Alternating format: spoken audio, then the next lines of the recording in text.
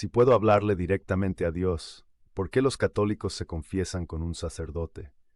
Para muchos cristianos sinceros fuera de la Iglesia Católica, esta pregunta no es solo por curiosidad, es un punto de quiebre. Probablemente es una de las barreras más grandes para entender la fe católica, y a simple vista, la objeción parece tener una lógica aplastante. Si Jesús es el único mediador entre Dios y nosotros, ¿no es el confesionario una barrera humana que se interpone, que bloquea el acceso directo que Cristo nos ganó en la cruz? Es una pregunta honesta, es una pregunta poderosa, y merece una respuesta igual de honesta y poderosa. Pero, ¿y si te dijera que toda esa objeción, por más lógica que parezca, se basa en un malentendido gigante?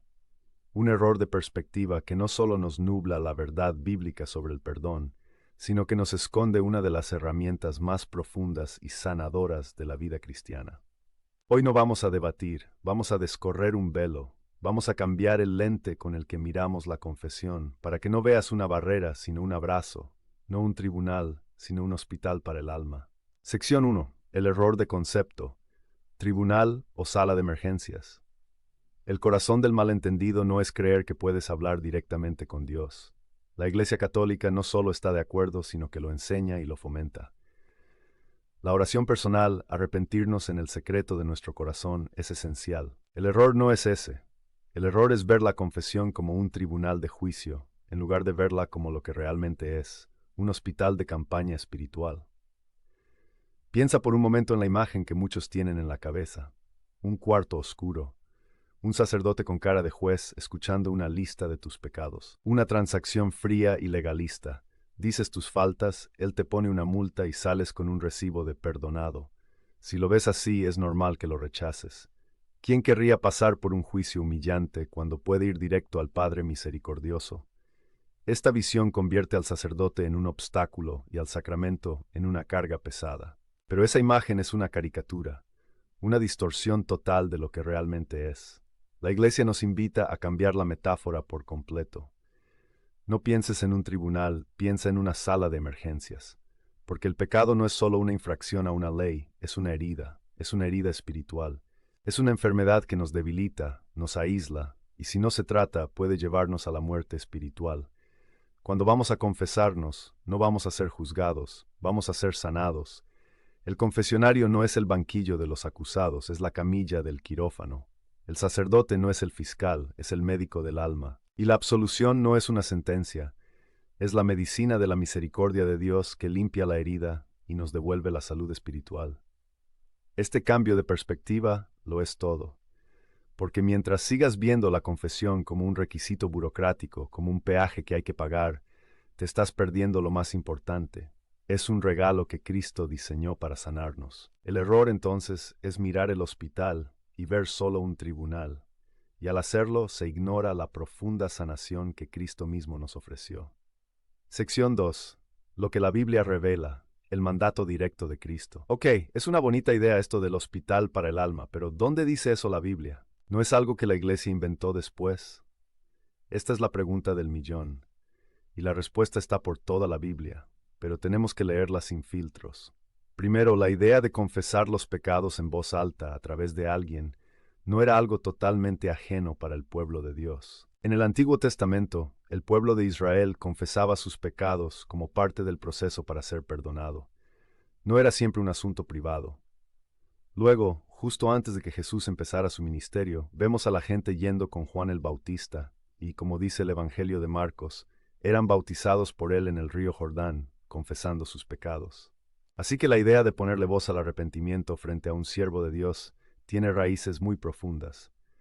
Pero el fundamento principal de la confesión viene directamente de los labios de Jesús, y no en un pasaje oscuro o confuso, sino en uno de los momentos más impactantes de todo el Evangelio, la noche de la resurrección. En el Evangelio de Juan capítulo 20, Jesús se le aparece a sus apóstoles, que estaban escondidos y muertos de miedo, y les dice: «La paz sea con ustedes, como el Padre me envió a mí, así los envío yo a ustedes».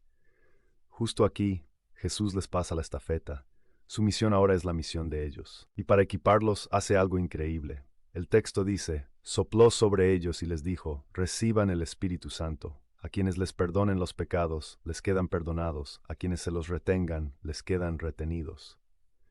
Vamos a analizar esto, porque cada palabra pesa. Primero Jesús sopla sobre ellos. Esto nos recuerda al Génesis, cuando Dios sopló aliento de vida en Adán. Es un acto de nueva creación. Jesús les está dando una capacidad nueva, un poder del Espíritu Santo para una tarea específica. Segundo, les da una autoridad doble, perdonar y retener. Y aquí está el meollo del asunto. Muchos amigos protestantes argumentan que esto solo significa que los apóstoles debían predicar el evangelio del perdón. Pero el texto va mucho más allá. No solo les da el poder de anunciar el perdón en general, sino de aplicarlo o negarlo en casos específicos. Y esto nos lleva a una pregunta inevitable. ¿Cómo podrían los apóstoles saber qué pecados perdonar y cuáles retener si primero no los escuchaban? La autoridad para retener no tiene ningún sentido si no sabes de qué se trata. No puedes retener algo que no conoces. Esta frase implica, por pura lógica, una confesión de viva voz. Esta autoridad de atar y desatar ya la había adelantado Jesús en el Evangelio de Mateo, cuando le dio a Pedro y a los apóstoles el poder de tomar decisiones en la tierra que serían ratificadas en el cielo. Aquí, en Juan 20, vemos la aplicación más clara de ese poder en lo que se refiere al pecado. Algunos señalan la carta de Santiago que dice, confiésense los pecados unos a otros, y argumentan que esto se refiere a confesarse con cualquier persona. Pero es clave leer el contexto. Justo antes, Santiago dice que si alguien está enfermo, que llame a los presbíteros de la iglesia.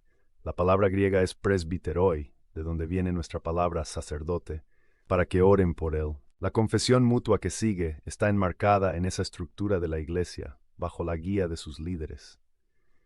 Así que la base bíblica no es un invento, es un mandato directo de Cristo en la noche de su resurrección, cuando fundó este hospital para el alma y les entregó las llaves a sus apóstoles y a sus sucesores a lo largo de la historia. Sección 3.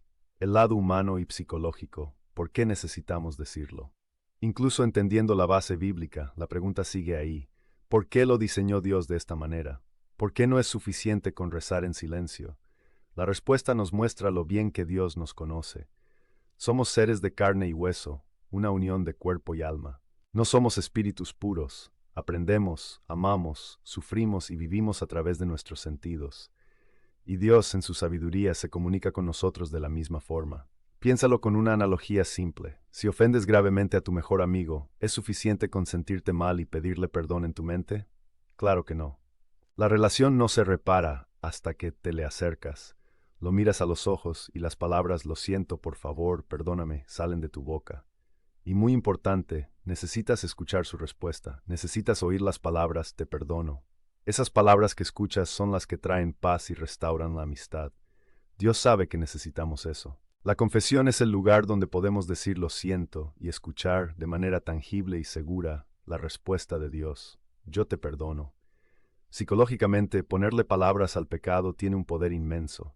Mientras guardamos nuestros pecados en la oscuridad de la mente, se alimentan de la vergüenza y el secreto.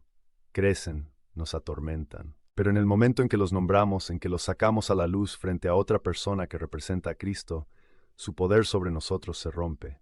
Es un acto de humildad que desarma al orgullo, que es la raíz de todo pecado. Es una catarsis que nos libera. Además, está el problema de la duda. Nuestros sentimientos van y vienen. Podemos rezar pidiendo perdón, pero 5 minutos después, el enemigo puede susurrarnos al oído, ¿crees que Dios te perdonó eso? ¿Después de lo que hiciste? Y la ansiedad vuelve. La confesión es el antídoto de Dios contra esa duda. Las palabras del sacerdote no son una opinión, son una declaración que hace que las cosas sucedan. Cuando el sacerdote, actuando en la persona de Cristo, dice, yo te absuelvo de tus pecados, no está diciendo que cree que Dios te ha perdonado. Está declarando un hecho que ocurre en ese mismo instante. Es una certeza objetiva, un ancla para el alma, que nos asegura el perdón de una manera que nuestros sentimientos jamás podrían. Y por último, el sacerdote no es una máquina expendedora de perdón. Como médico del alma, también ofrece consejo. Nos ayuda a identificar patrones de pecado, a encontrar las causas de nuestras caídas y nos da una penitencia o una medicina espiritual para fortalecer nuestra voluntad. Es una tutoría espiritual personalizada. El hospital no solo cura la herida, sino que nos da un plan de tratamiento para no volver a caer. Sección 4. El sacerdote como instrumento, en la persona de Cristo. Y ahora la objeción más personal y a menudo, la más difícil. ¿Por qué confesarme con un hombre pecador como yo? El sacerdote también se equivoca. ¿Qué autoridad moral tiene para perdonarme? De nuevo, es una pregunta excelente y la respuesta es clave. Sí, el sacerdote es un hombre, y sí es un pecador. Él mismo va a confesarse para recibir el perdón de Dios. Su poder para perdonar pecados no viene de qué tan santo sea él. Si así fuera, el sistema no funcionaría. El poder del sacerdote es un poder que recibió, que le fue delegado. Él actúa en ese momento in persona Christi, es decir, en la persona de Cristo. Esto no significa que el sacerdote sea Cristo, sino que Cristo actúa a través de él de una manera única. Es el instrumento visible de un Cristo invisible. Imagina que un cirujano usa un bisturí para una operación que salvará una vida. ¿Quién hace la curación? ¿El bisturí de acero o el cirujano? Obviamente el cirujano. El bisturí es solo la herramienta que eligió para hacer su trabajo. El sacerdote en la confesión es como ese bisturí. No es el hombre, con sus debilidades, quien perdona.